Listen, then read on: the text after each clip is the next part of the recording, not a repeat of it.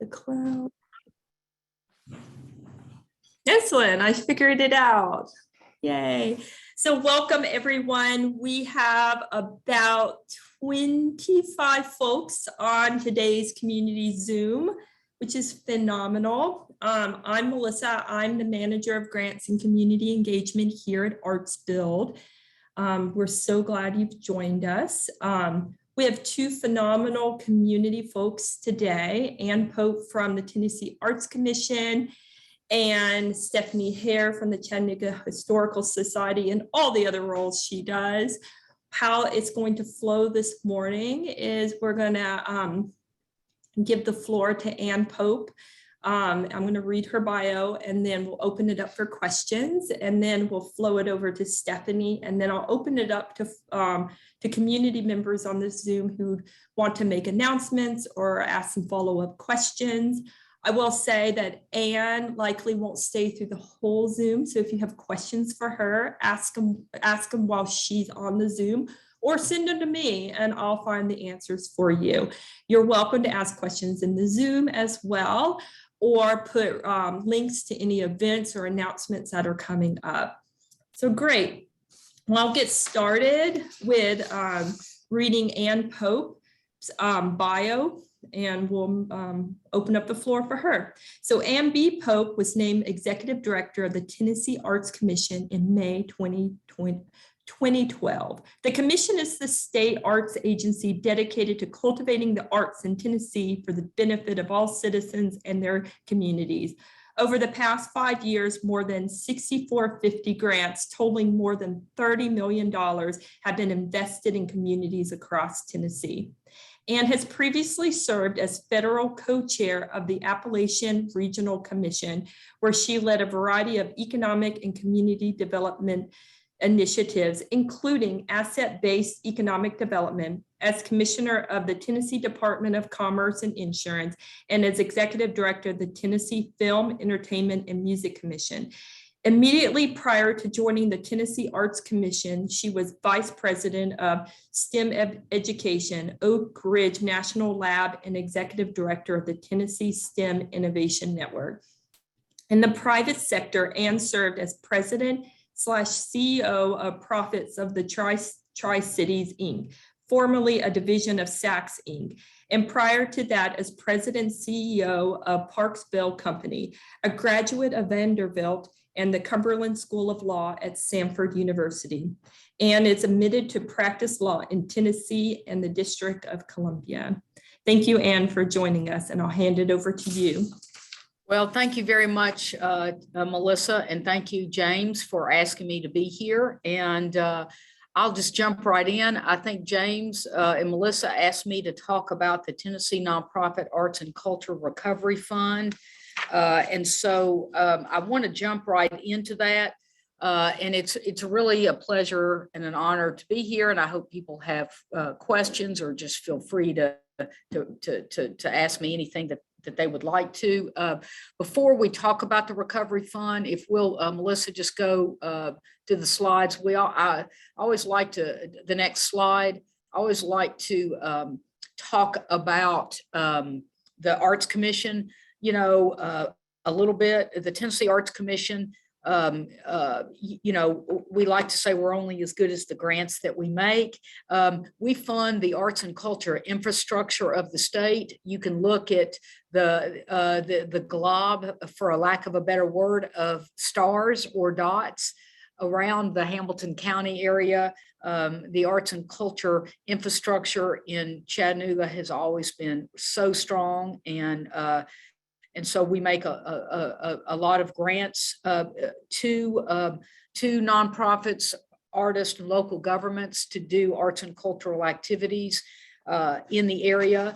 And so you could just see we have since 2014 made grants to all 95 counties. We're very proud of that. If you'll go to the next slide, and then I'll get into the recovery fund, but just wanted to highlight, you know, what we do. So that's kind of, this is a snapshot of, you know, sort of the reach of our grants and our commission. And so I won't read those, but you can see, it's a pretty broad reach for grants to organizations and nonprofits, artists, and schools and local governments. Many, I'm sure that are represented here today, and greatly appreciate the work that you do. So if you'll go to the next slide, and I know I'm speaking to the choir, there are some grant outcomes. We often talk about grant outcomes for the arts and culture activities that we fund. We often talk about that when we talk to public, legislature and government entities about the benefits of the arts. All right, so if you'll go to the next slide, Melissa. Now, this is what we really are here to talk about, is the Tennessee Nonprofit Arts and Culture Recovery Fund. This is a fund that was approved by Governor Bill Lee in the Financial Stimulus Accountability Group. That is a legislative group appointed by the governor to set priorities and approve state priorities from funds from the American Rescue Plan Act that is federal funds that came to the state of Tennessee for pandemic related relief, for a lack of a better term. The Tennessee Nonprofit Arts and Culture Recovery Fund is an $80 million fund over 3 years to address severe COVID-related economic harm for the nonprofit arts and culture sector. And so this is, some of the impact numbers and the outcomes, which is, you can see, to preserve the nonprofit arts and culture sector of the state, and for the nonprofit sector, the arts nonprofit sector, to participate in the overall economic recovery of the state fully. And that's the intent of this fund. So if you'll, Melissa, go to the next slide. I know I'm going quickly, but I want to talk about, we have the first round of these funds have been made. 72 million of the 82 million were granted out to over 150 organizations in the state. We are beginning eligibility for round 2. And so for round 2, to be eligible, you will see that these are some of the eligibilities. You must be a nonprofit. You must have nonprofit status in the state, meet the arts organization definition from the commission, have a pandemic-related revenue loss, did not receive recovery funding during round 1, and have a track record of federal grants administration through the Tennessee Arts Commission. And so I know Melissa is going to share this PowerPoint with everyone. Additionally, this is all on our website. And I'm not going to go over all this, too much in detail, but I wanted to give a snapshot of this. If you'll go to the next slide, Melissa. This is detail. I'm not going to go over this, but we wanted you to have this in the slide. So if you'll go to the next one, this is just details, including the definition of what an arts organization is. And I believe the next slide also bores into that a little bit more, and so you have that. You can find it on our website, but that is our definition of what an arts organization is. If you'll go to the next slide, this is a different grant than we've ever done. This is based on pandemic-related revenue lost. There's a calculation tool in the grant application. There's a job aid in the grant guidelines.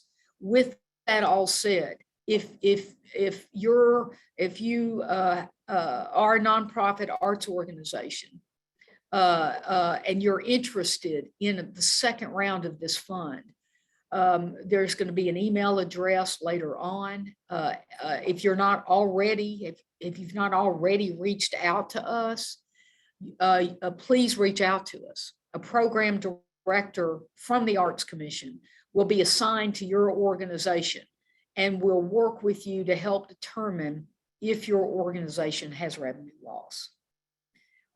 There are guidelines and criteria that we must follow from the federal guidelines as well as state. So we'll work with you and to see if your organization has pandemic-related, documented pandemic-related revenue loss that qualifies.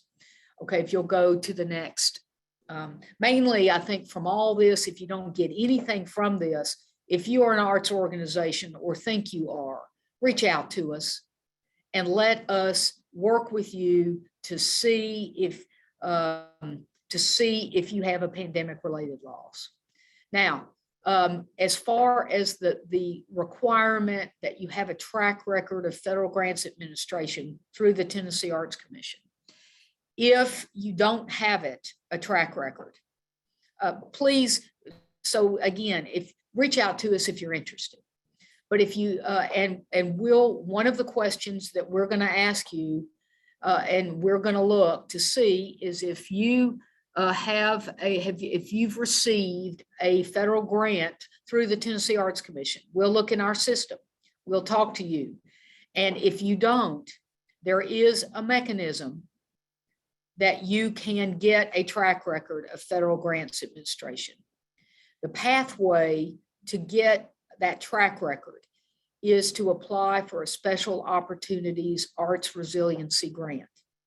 It is a small, you can apply up to $3,000, and it will have federal funds in that, and you can build a federal track record.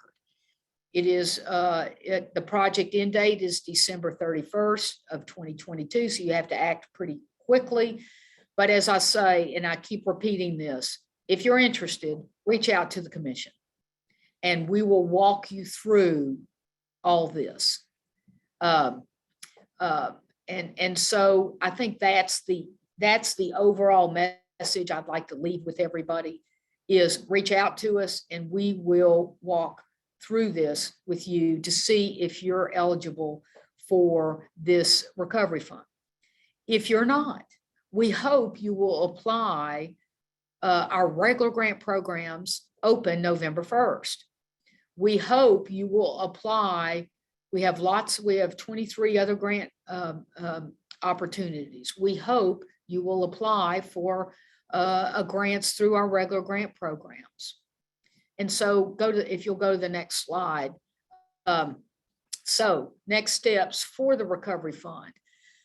There is a recorded Resilience and Recovery Fund webinar that's on our website. We encourage you to watch that. It's not very long, and it gives you sort of the nuts and bolts of this. Read the Recovery Fund grant guidelines, and here eligibility guidelines. And here is the contact. Reach out to Ann Brown. She's our Associate Director of Grants at the Tennessee Arts Commission to determine if your nonprofit organization is eligible. And she will determine your eligibility. We will assign you a program director to help walk through basically the remainder of this. Whether if you don't have a track record of federal grants administration, help you apply for the Special Opportunities Resiliency Grant. And that has to be done now. You know, the application for the second round opens November 1st. You know, there is an additional question and answer session. We've already had one. We are going to have one. This says in November. It is been set, I believe it is November 17th. It is on our website and you can It's at November 17th at 10 a.m. Central Time is the second recovery question and answer webinar that will be live, and you can ask your questions. We do ask that you listen, that you watch the recorded resiliency and recovery webinar, which has sort of the basic building blocks of what this entails. We do ask that you watch that first. And then the recovery fund application opens November 1st.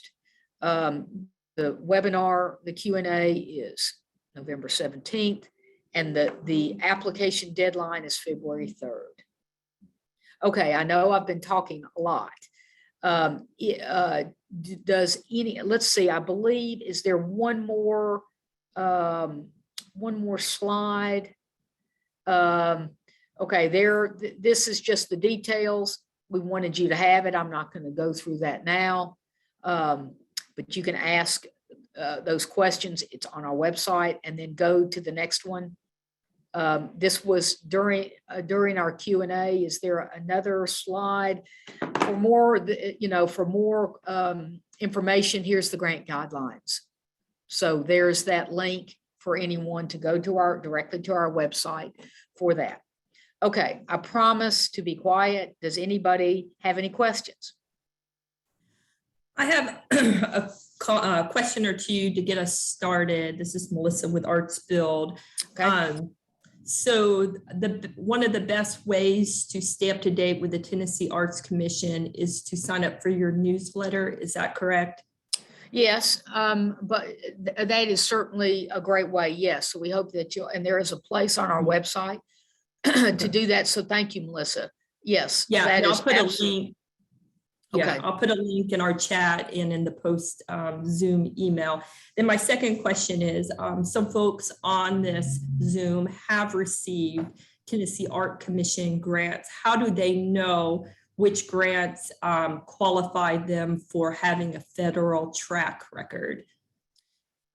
Just reach out to Ann Brown. And if you are wondering if you have a track record, I think you can reach out to Ann Brown, who is our Associate Director of Grants. We put her email address in there, and we can let you know whether you have federal grants administration. Sounds great. And we'll open it up for other folks on the call to ask any questions that you may have. Okay, I see we have one question. Deadline is December 31st or February 3rd. The deadline for the resiliency grant is February 3rd. I'm sorry, for the recovery fund grant is February 3rd.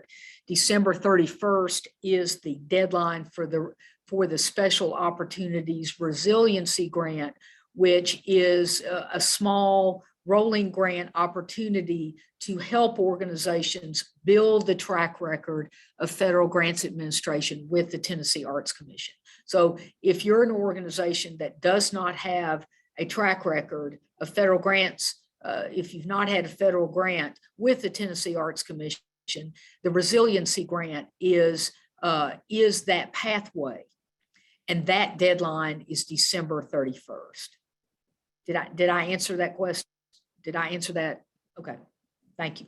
Yeah, and then Emma with Scenic City Shakespeare, she's wanting to clarify if her organization received a special opportunities arts resilience grant already, we may still be eligible for the recovery funding. I don't know. We have had these arts resiliency grants in the past. So no, if it was we had a pandemic related arts resiliency grant that was focused on pandemic relief. If it was in the past, that does not have federal funds in it. So what I would encourage you to do is to reach out to Ann Brown and let her walk you through the process. If you have, I don't believe Scenic City, I don't recall off the top whether your organization has received funding during round one of the recovery fund. If you have not, please reach out to Ann Brown at her email address, ann.brown at tn.gov, and reach out to her as to your eligibility. Anybody else?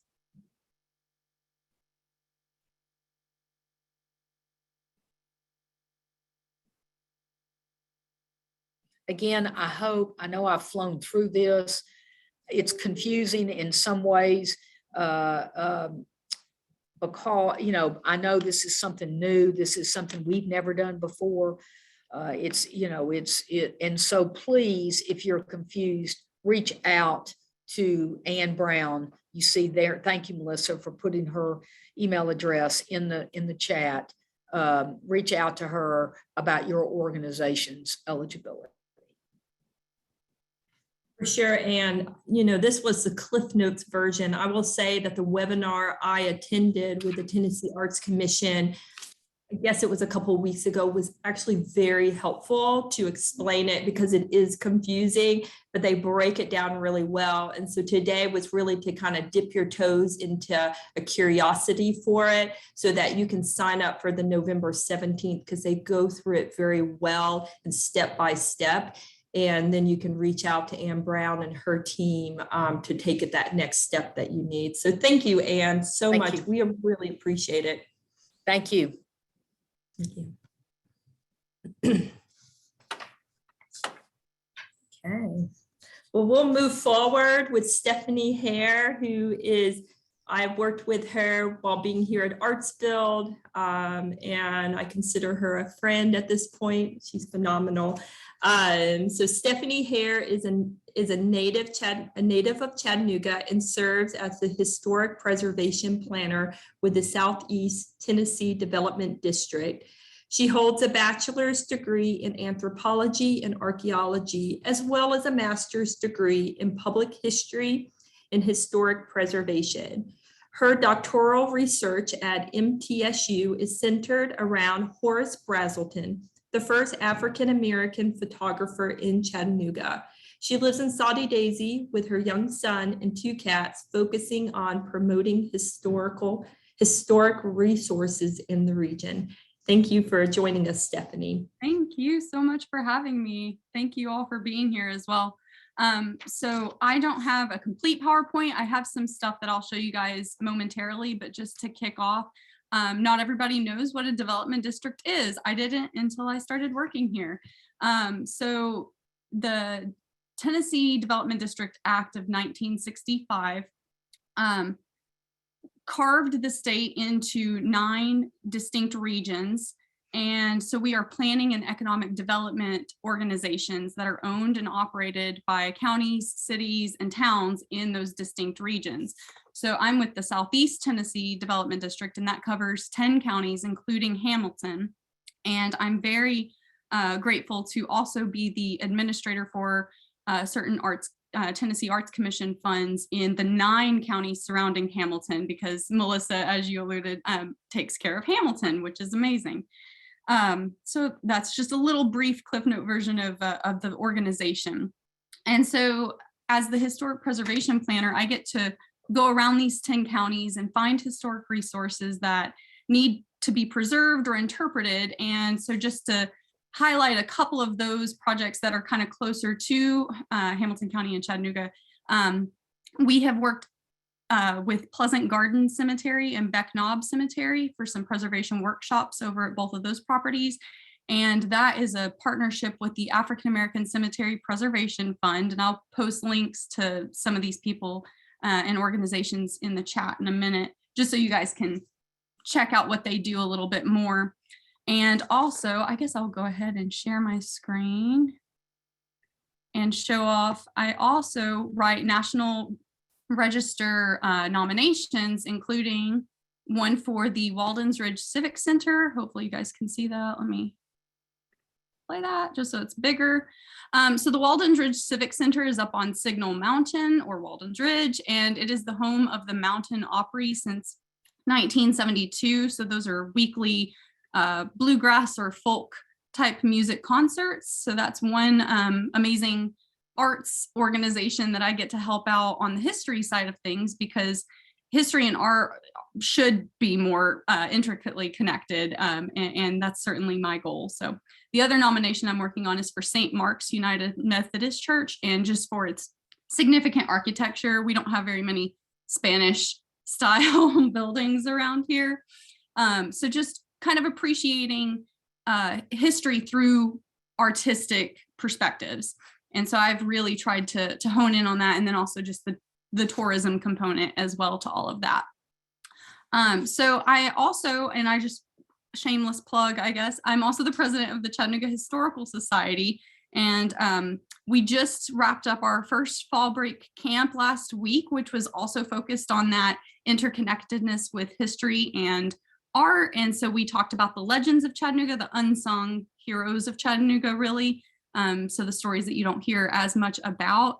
And it was just incredible. So we actually, we employed the Playful Evolving Monsters company here in town to come and help our campers make puppets that we are now going to take into the main 24 parade in December. So if you guys are there for that event, you'll get to see our campers on a vintage fire truck and like a truck and trailer situation. They'll be carrying around their art that they made during our camp. And so we're just trying to get out into the public as much as possible. And then on top of all of that, I am blessed and very fortunate to also get to research Horace Brazelton, as Miss Aston alluded to earlier as well. And that kind of combines my work at the Development District and the Historical Society, in that I get to research Chattanooga's first African-American photographer. He was in business from 1904 to 1953, so a very difficult time in history to be an entrepreneur and to be a Black entrepreneur. And so his role in building up that business district that was along what was known as East 9th Street, now known as MLK Boulevard, the history is just striking. And so it's amazing to get to play around with that. And so I do want to just show off a little bit of his work, because I like to do that as much as possible. So he was well known for newspaper work, and he worked a lot in the Chattanooga Observer and the Daily Times, and then obviously the Chattanooga Star as well. And he was from New Market, Tennessee, right outside of Knoxville area. And so he went back up there and took some photos, and unfortunately it's badly degraded, but it's still with us, and that's enough. His collection items, this Chattanooga-based photographer's collection, spans from DC all the way up to the New York Public Library, and then obviously here in Chattanooga as well. He specialized in postcards and portraiture, and you name it, and he did it. And he was also just instrumental with the organization of Pioneer Realty Company, which was the first Black-owned realty company here in the city. So this name, Brazelton's name, touches on so many things. And so for his story to have been largely silenced since about the 1950s when he passed away, and with the urban renewal program that came through Chattanooga in 1960-ish, it's just been a great honor to be able to bring his story back to the surface where it belongs. And so, yeah, you can just I like to just show off his work because he was incredibly gifted. I'll just go through here. And then as a way to kind of get his story out on the public front and on the public landscape through art, I am currently planning to recreate, in a sense, the Black business district that he documented. And I don't know if I have the photos in here because I've not received all the permissions, but he took photos of certain Black-owned businesses. And so I have a photo of May's Beauty Parlor from 1940, and shoe shops and drugstores and whatnot. And so the plan, with all the fingers and toes crossed, is to create displays, historic displays and accurate displays, to put in vacant downtown storefront windows. So as you're walking up and down our streets in Chattanooga, you can look into windows and see what used to be, maybe not in that building. If we're lucky enough, that would be incredible, but just to highlight some of the history that you don't see on the landscape as often. And then I had to put this one in here because I don't know if you can tell, but this gentleman on the left must have not made it to the sitting of that. And so that's a very, very early version of Photoshop in a way. I always love to put that in there. But if, in all honesty, when you look at it from about 6 feet away and it's on a wall, your eye doesn't really catch it at first. So, he was just incredibly talented, and you can kind of see his humor come through in ways like this. Oh, it is. There you go. May's Beauty Salon and operators. So the idea would be to try to recreate this scene with finding some furniture that looks, similar and whatnot, and then set that up in downtown storefront, window displays. And so, yeah, that's one way. And then, yeah, just some different stuff. So that's the end of, I just, again, didn't have a huge presentation, but wanted to, stop share. Just wanted to give you guys a really brief overview of some of the work that I'm doing kind of here in Chattanooga and Hamilton County. Like I said earlier, I work in the 10 counties of Southeast Tennessee, but I kind of wanted to highlight just some of the more local things. And also give you a plug that if you or your organization is interested in highlighting your own historic resources, or if you want to talk about connecting history through art, thank you so much, Melissa, for putting my email in the chat. We can work, through the development district aspect of things. We can work through the Chattanooga Historical Society side of things. There are different avenues that we can do. And we're already so blessed at the Historical Society to be able to partner with organizations like Rise Chattanooga and the National Park Partners and ArtsBuild, because thank you again. We are also hosting a summer photography camp for different ages. At first, we were planning on just middle schoolers, but then after fall break last week, a bunch of the parents asked if we would do an adult version. So we may do a week of adult camp for summer. So again, sorry for all of the information, but I just kind of wanted to share some of what we're doing and to ask you all, please don't be shy to be a partner or to ask about being a partner, because we can't do anything without collaboration. So thank you so much for your time. Thank you, Stephanie. Yes, Stephanie's organization, the Chattanooga Historical Society, is one of 14 organizations that were funded through the ArtsBuild community grant that flows down from the Tennessee Arts Commission. And so, folks on this call, keep that in mind. It will open back up in the spring, and it's up to $3,500. It's a great grant. So yeah, I'm going to open it up for questions for Stephanie from the folks who are on the call.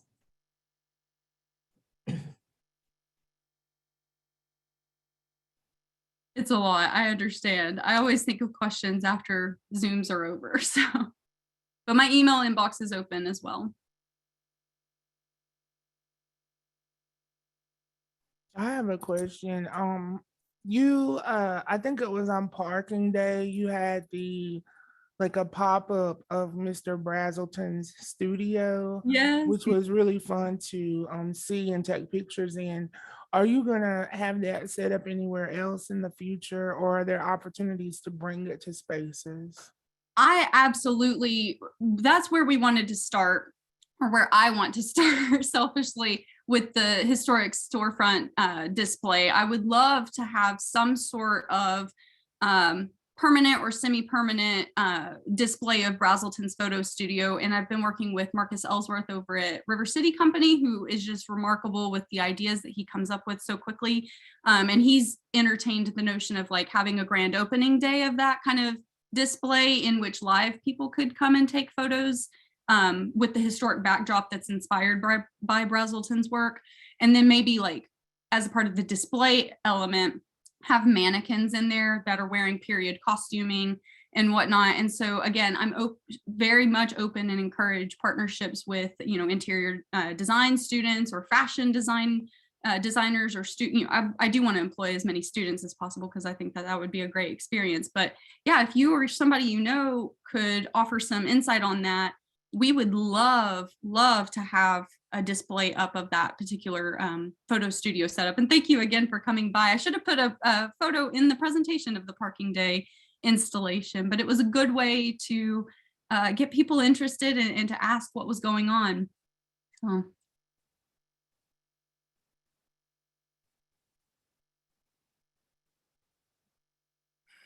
I know. Do you have any other questions for Stephanie? I will say, if in the region you guys know of a historic resource that you think needs to be highlighted in some way, I do offer National Register nomination writing. I do grant writing for historic buildings. You know, if you know of an arts organization in a county that's not Hamilton, send them my way as well, because I also, like I mentioned, deal with those grants as well. So thank you all for your time.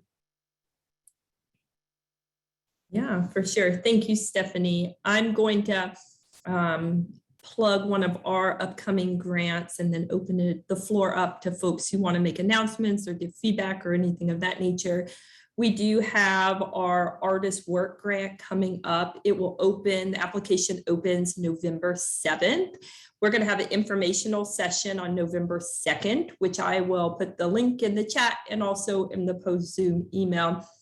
So this up to $10,000 grant is just supporting, continuing to put back to work artists and artist studios. And they can work in conjunction with nonprofit arts organizations. So get the ideas churning, jump on the November 2nd info session with us so you can get all your questions answered for that. So I'm going to open it up now for folks we have a lot of great arts organizations and community leaders on this Zoom. So please make the announcements that you see fit. Hey, I'd be happy to jump in if that's all right. Hi guys, Kate Moore with Art 120 here if you haven't met me yet. And Jamie Kearns and Jamie's with Culture Chat, and we are bringing our International Market and More series back to animate Patton Parkway, October 29th from 11 a.m. to 4 p.m. We will be celebrating and highlighting entrepreneurs in our Latin American community with Dia de los Santos. And we still have room for some more vendors. So if you know anyone in the Latin community that wants to either exhibit work, sell food, art, we would love to include them. They can reach out to me here. I can also put a link in the chat for the registration. But we really want to get as many people out. We had such a successful event last year in Cooper's Alley, and looking to bring more of that. So either come join us, it's a free event, and then go over to the Bessie Smith and enjoy their Halloween bash at the same time. So it's going to be a big festival on MLK all around. So awesome. Thank you, Kate. Yeah, and Kate's project is also one of the 14 ABC grant recipients. So we look forward for that event.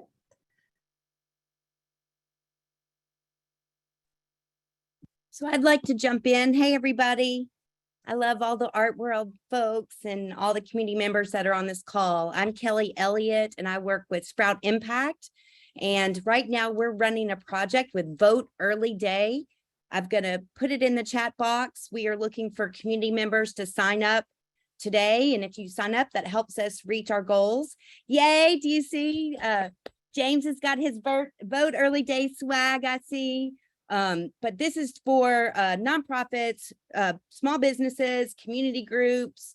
The big day is October 28th, which is next Friday. It's a national movement. It's nonpartisan. It's celebrating, participating in our democracy. And so I hope you guys will take that link and join up today. You can join it any way that you want to. You can either do just that you'll promote the day, that you'll take your group, maybe your group goes at lunchtime on Friday together. So anything you want to do, it's no cost. There's great swag that you can get. At this point, it's just DIY stuff. But anyway, just wanted to let everybody know and hope that you would consider signing your groups up. And hopefully all of you are planning to early vote. Please get out there. It's happening right now. So anyway, y'all have a good one. Thank you. Hi, everyone. I'll jump on here. I'm Dawn Oakes with the Chattanooga Boys Choir. And I want to let you know that we have a concert coming up on Saturday. It's Music of the British Invasion. And we are doing it with a local Beatles cover band called The Pool. You may have seen them around. And so it's going to be a lot of fun. It's going to be at UTC, their Fine Arts Center, the Roland Hayes Concert Hall tomorrow at 7 o'clock.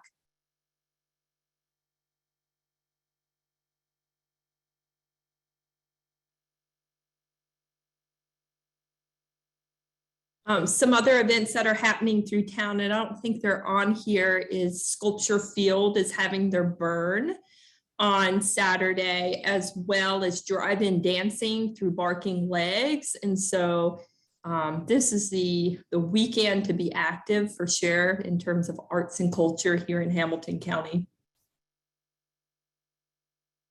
Any other community announcements? Having their what? Oh, sorry, go ahead. I was just Melissa, they're having their what? So the burn is at Sculpture Fields. It's like the artist created a huge sculpture and they're going to burn it Saturday night. And it's one of our previous Artist Works grants. And so that's going to be really dynamic. And then on the Barking Legs Ridgedale neighborhood, having their huge fall festival, and it will end in the drive-in dances, which is also an ABC grant that we're supporting, we're managing. Hi, everyone. I just wanted to mention that Scenic City Shakespeare has 2 improv shows this weekend that are Hamlet based. They are Friday and Saturday at Greenway Farms. We call it Shakespeare from a Hat. So we'll do our Hamlet production with our cast and a couple other people, but it'll be all drawn from a hat and improvised and really short and fun and family friendly. Then next weekend, we close up Hamlet on the 28th and 29th at Greenway Farms, and response has been incredible. I hope if you've not seen it that you'll come out and check it out because Shakespeare in the Park is an awesome experience. So thank you.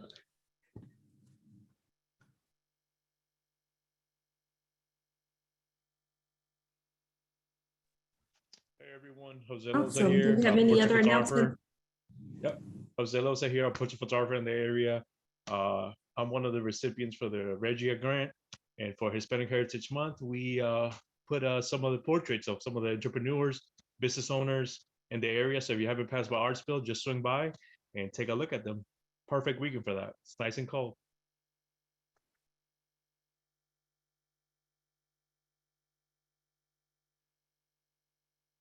Thank you, Jose. Yeah, he segues into, we've just closed this round of Regia applications, and we should by mid-November have grant announcements for this current round. So we're really excited. A lot of energy around our racial equity grants. Any other announcements before we kind of come to a close?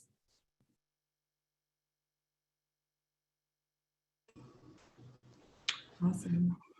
Well, thank you, everyone. We're very. Hello. Rick, do you have an announcement? Oh, shoot. Yes, ma'am. Hold on a second. Hey, good morning. I shot an episode of at WTCI, Mr. Richards' band. So stay tuned for that, WTCI PBS Educate. And so stay tuned if you got children and you got musical instruments at home. You could join my band. So check that out. It was a fun episode, and they're doing great work over there at WTCI. I think Robin's on this, and Arts-Based Collaborative, Angela Dittmar. So thanks for having me as a teaching artist. It's time we get our children back up to speed. COVID kind of shook up things. So there's Angela. Hey. And also Stephanie, nice to see you. And it's great that work you're doing, photography with that African American culture that we have. And if you need some banjo, let me know.